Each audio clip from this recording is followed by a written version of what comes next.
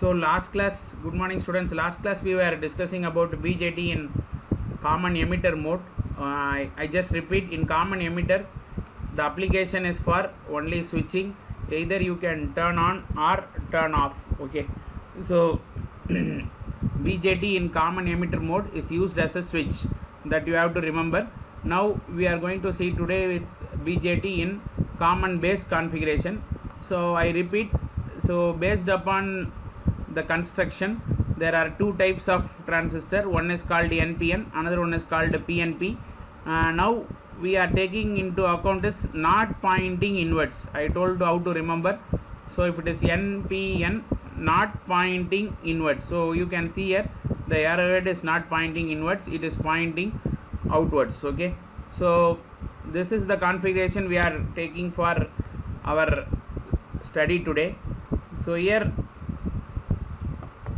now today common base in this configuration, base is common between the emitter and the collector, and the emitter base is taken as input side and collector base is taken as output side. So that is for today. So again we will do two type of characteristics.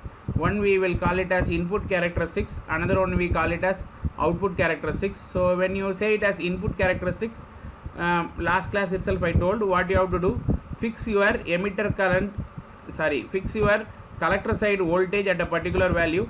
You are not supposed to change. Then you have to change your input side voltage and take what is the IE, which we call it as emitter current. Okay, now base is common, so you are not supposed to say it as base, we call it as emitter current. And when you take output characteristics, what you do is keep the input at a particular value and try to change your output voltage and try to see the characteristics.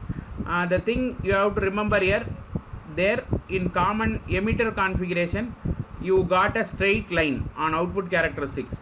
Since you got a straight line, we cannot use it for amplification, we just use it for switch. Either you can turn on or turn off. Whereas you will see here in common base configuration a slightly elevated curve, so input is added with your output, so automatically that is called as amplification. We know when you say amplifier or any circuit, energy being neither created nor destroyed, can be only transformed. Okay, so when you say an amplifier, you say that it is signal is been amplified, so you have to get input from some other source and try to increase this value. So the only that is possible, that is law of conservation of energy says. So I cannot directly increase or decrease my signal, only with the help of another input. Here the input is from the input side. Okay, so for procedure of our experiment is, this is your setup. Okay, here you have your BJT. Your BJT is nothing but connected in common base configuration. So base is common between the input and output. So you have two rheostat. One rheostat is for RH1, another one is RH2. The purpose of RH1 is for varying the input voltage. Okay, I repeat, RH1 is for varying the input voltage. Initially it is kept at this knob is kept at this position, which means maximum resistance. So if it is maximum resistance, minimum voltage, that will be here. Okay, similarly this is also kept at this lower end, whereas so that total resistance, so minimum voltage. So then by varying your rheostat position, you are increasing the voltage. So for input characteristics, what you have to do, initially you adjust the two resistor into 1 ohm, that is the initial step. Then set the collector base voltage. I have told when you take input characteristics, what you have to do, set the output voltage. So that is the step 2, step collector base voltage to 1 by adjusting the rheostat. So by 1 volt we are keeping on collector side. Then what you have to do, you have to vary your input voltage. So base emitter voltage is varied by adjusting the rheostat. Note the reading of the emitter current. Okay, then plot the characteristics is between V and I.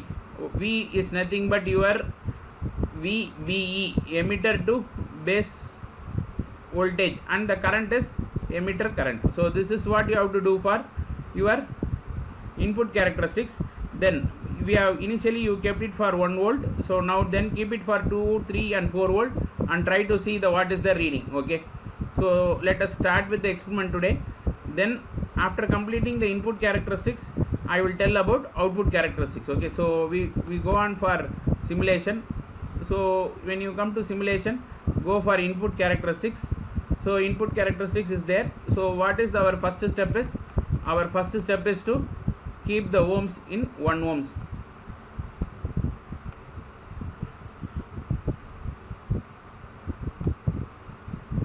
So initially first step is been completed. Now what we told is we have to keep this voltage in 1 volt. So you have to vary your rheostat. So try to see. Okay, now I kept my output voltage as 1 volt. I repeat how I am doing. I am just varying this rheostat. Initially I varied both the rheostat and kept it in 1 ohms. Then I am varying my rheostat. Now I have kept it in 1 volt. By varying the rheostat, I have applied 1 volt across my base emitter. Now what is the step to be followed? Now you have to vary this voltage and try to take the reading. Okay, so now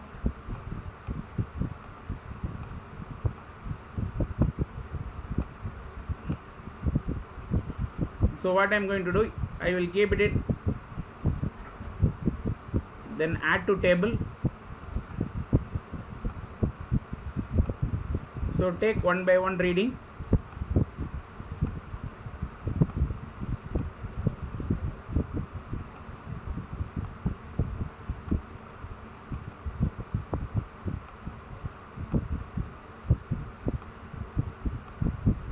So okay, so by keeping the output as 1 volt, we have varied your input side voltage. So input side voltage is varied from 0.1, 0.3, 0.5, 0.7 and 8.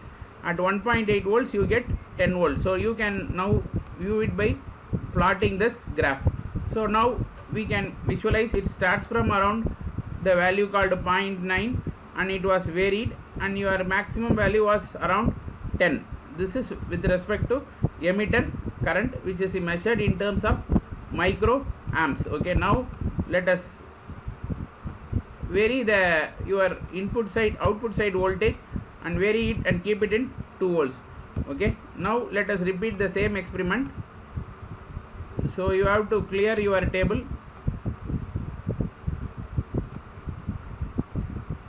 Yeah, 1 minute just.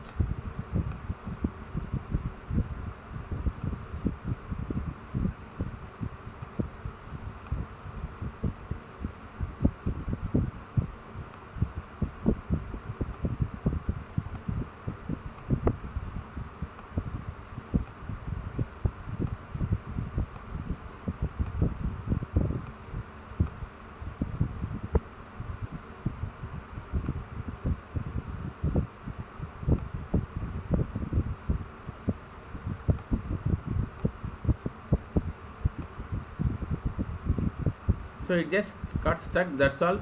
So again you keep it on first procedure, you have to follow in the same way. I am keeping in 1 ohms. Then my output side voltage, now I am keeping it as 2 volt. Okay,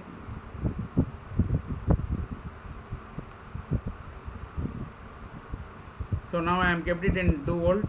Now I am going to repeat the experiment by taking reading. The reading is, we are varying the input side rheostat. Input side rheostat is varied just to vary the input voltage. When I vary the rheostat, the voltage level increases, and we try to take reading for various voltages. So this is what we are do, and we try to plot. Now you can see the value has raised to 12. Initially it was 10. So what we mean, when you are increasing your output side, your input characteristics is moving towards left with the increased value of emitter current. So initially the emitter current was around 10. Now the emitter current has went to 12. So what you observe is, so your previous graph will be just lying below this graph. Okay, so your previous, when you kept your output voltage as 1, now I have kept output voltage as 2. When you keep output voltage as 1, you got a graph. That graph was just beneath this particular graph with a maximum of 10. Now it has raised to 12. So by increasing your output voltage, your input current is increasing. I repeat, by varying your output voltage, input current is increasing. Okay, now even you can see there is some problem in this. there it is not get cleared up, this table is not getting cleared up. So just we will just go out and then again come back so that you can do. Okay, so now what you have to do is, third step, you can keep it in input side, output side you can keep it in 3 volts. So I have kept it in 3 volts. Now again our procedure is same. Try to vary your input side because we are doing input characteristics. So try to vary your input rheostat. Input rheostat is just varied for getting various voltage. Okay, this is to get variable voltage, that's all. The main role of our rheostat is to get variable voltage. Now you can even see the graph. Yeah, I can even take one more reading.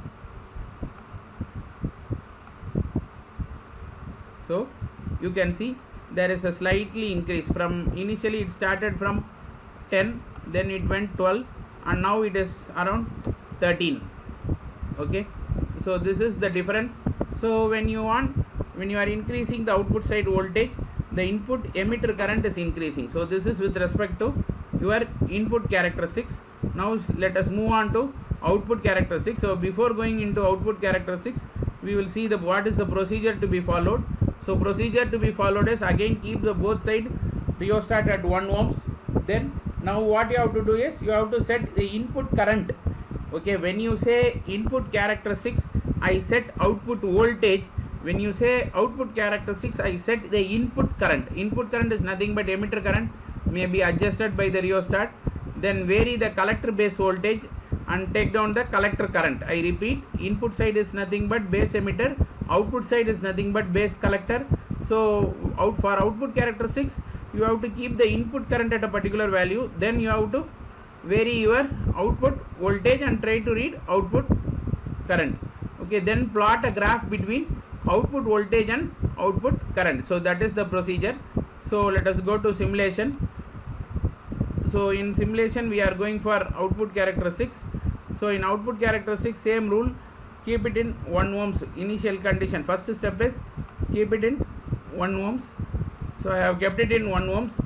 Then what is our second step is, vary the input side emitter current. So I am keeping it at a value of, say, let us say it as 2. So I have kept it in 2. Now what you have to do is 2 milliamps I have kept. So now our procedure is, you have to vary your output voltage and try to read output current.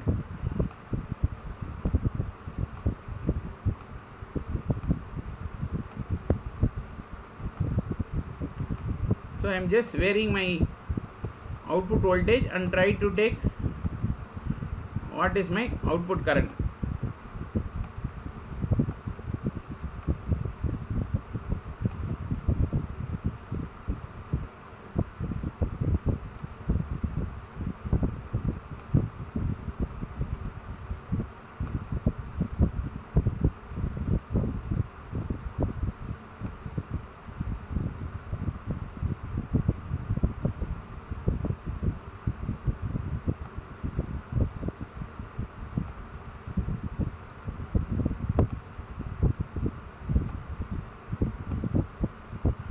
So initially, now I am keeping it as,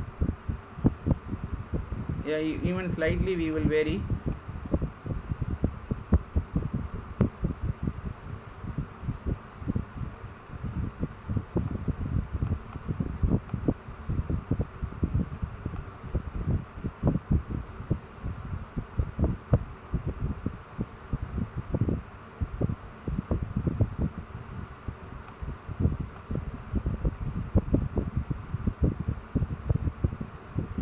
So I am keeping as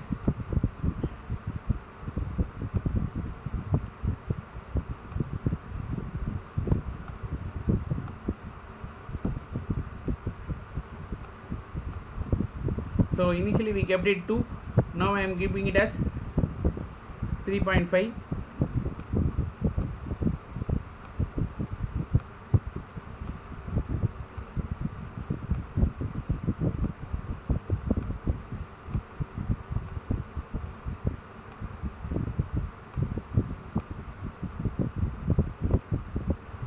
Now when you can see here between this range there is a linear change. So from this particular value there is a linear change and rising is there. Okay, there is some, I think the mistake is there.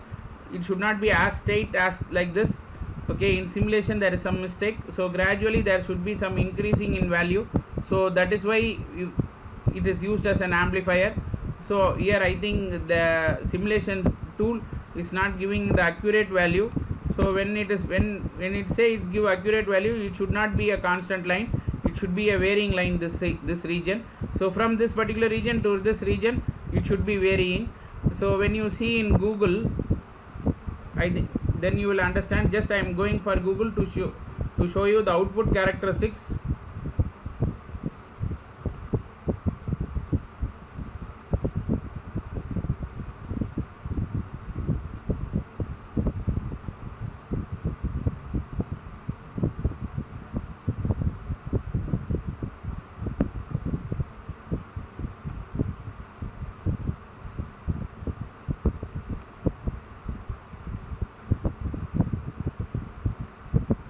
So this slope should be there. Okay, the slope should be there. It's when it is go beyond a particular value, then also there should be some slope. You can, I think you can visualize there is some slope. It is not as flat as what we have seen in common emitter. This slope is only helpful for making this circuit to be working as an amplifier. So this is what is for today's lab.